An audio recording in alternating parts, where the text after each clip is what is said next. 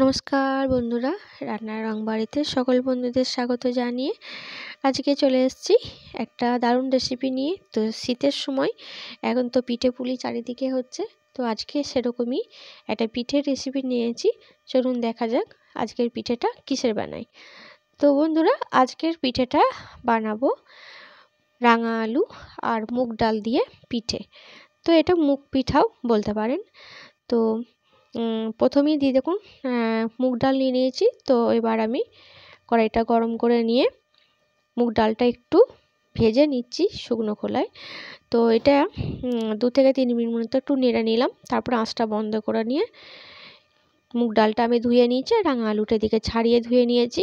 তো এটা আমি প্রেসারে সেদ্ধ করে নেব। তো এটার মধ্যে বাকি প্রসেসগুলো মানে কি দেব সেগুলো আমি পরে দেখাচ্ছি। তো প্রথমে ডালটা আমি নুন দিয়ে সেদ্ধ করে দিয়েছি।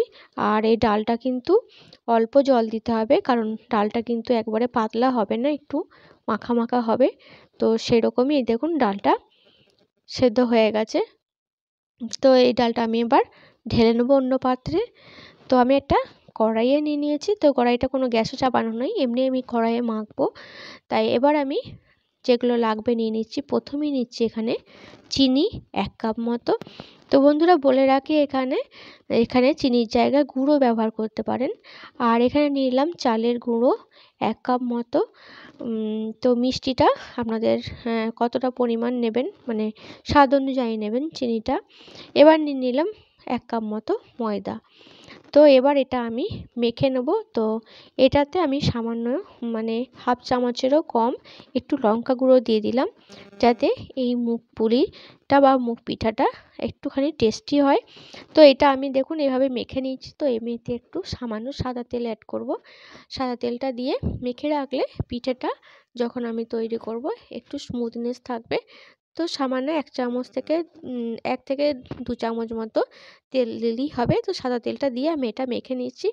তো বন্ধুরা, আমার যেহেতু এক হাতে ক্যামেরা ধরা আর এক হাতে তৈরি করছি, তো সেটা একটুখানি প্রবলেম হতে পারে। কারণ আমি এভাবেই দেখাই, দেখেছেন। তো এটা আমি দেখুন ভালো করে একটা ডো তৈরি করে নিয়ে এটা আমি কিছুক্ষণ ঢাকা দিয়ে রেখেছিলাম। তারপরে এইভাবে ছোটো ছোটো লেচি করে নিয়েছি।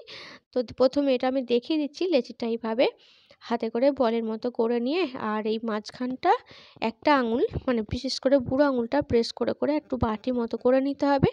তারপরে এর মধ্যে আপনারা যে কোনো পুর দিতে পারেন, নারকেলের পুর, সন্দেশ কিংবা ক্ষীরের পুর দিতে পারেন। তো আমি এখানে ঘরে তৈরি ক্ষীরের পুর দিচ্ছি। তো এখানে পুরটা দেওয়ার পর এভাবে মুড়ে নিতে হবে 4 পিস। তারপরে 2 হাতে চাপ দিয়ে পিঠে তৈরি করে নেবেন বিভিন্ন শেপের, যেরকম পছন্দ হবে। তো প্রথমে তো দেখালাম, তারপর আমি বাকিটা 2 হাত দিয়ে দেখিয়ে দিচ্ছি এটা। তো এইভাবে আমি দেখুন কিছু ক্ষীরের পুর, কিছু সন্দেশের পুর দিয়ে এভাবে পিঠেগুলো বানিয়ে নেব।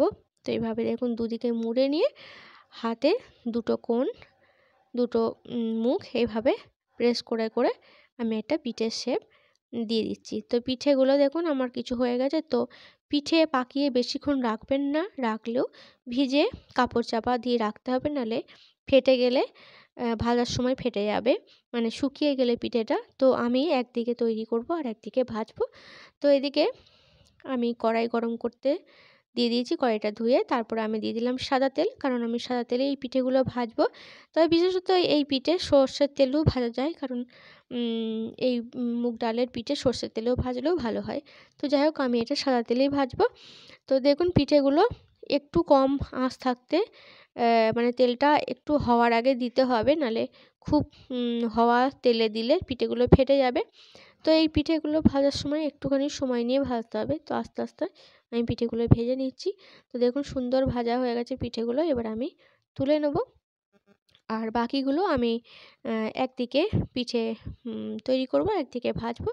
তো বন্ধুরা চলুন এই পিঠে গোটা আমি সব ভেজে নিই ততক্ষণ। আর দেখুন পিঠেগুলো খুব সুন্দরভাবে ভাজা হয়েছে। আর এভাবে করলে পিঠেটা খুব মুচমুচে হয়। আর আস্তে আস্তে আমার দেখুন প্রায় শেষের দিকে। তো বন্ধুরা, কেমন লাগলো মুগ ডালের পিঠে বা রাঙা আলু আর মুগ ডালের পিঠে কেমন লাগলো অবশ্যই জানাবেন। আর ভালো লাগলে লাইক করবেন, আমার পাশে থাকবেন।